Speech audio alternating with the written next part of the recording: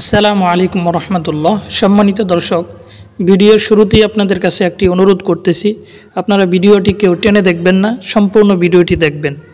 সম্মানিত দর্শক, বর্তমান নারী কমিশন, নারী সংস্কার, নারী উন্নয়ন এই সমস্ত কিছু বলে কি ভয়ঙ্কর ষড়যন্ত্র যে আমাদের বাংলাদেশে হতে যাচ্ছে।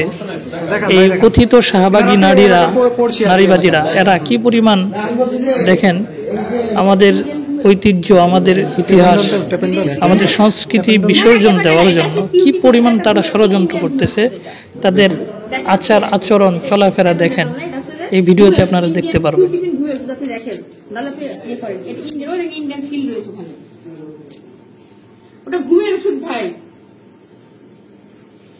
ইন্ডিয়ান ওষুধ ভাই, আপনি দেখতে পাচ্ছেন এটা ইন্ডিয়ান ওষুধ, এটা ইন্ডিয়ান একটা ওষুধ। এখন আপনার ঘরটাকে আমরা একটু দেখতে পারি? আমার মাঝখানেটা কি? কন্ডম। হ্যাঁ, কন্ডম তো এগুলো কেন? কন্ডম আমি কি করবো ভাই? এটা কোথা থেকে আসছে?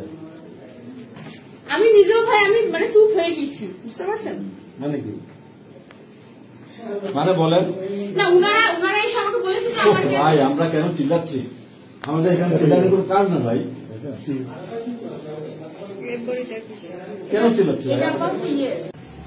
আমি কিছুই করি না, আসলে ভাই আমি মানসিক ভাবে আমি ভাই কি করে না বললে আপনি এখানে কেমন কিভাবে আপনি বাসা ভাড়া দেন, কিভাবে থাকেন, কিভাবে একটু বলবেন তো আমাকে। ভাই ভাইয়ের বাসা আমি ভাই মানসিক ভাবে এই এত কেন এর ভিতরে এইগুলো কেন? সিগারেট আমি খাই ভাই। সিগারেট খান?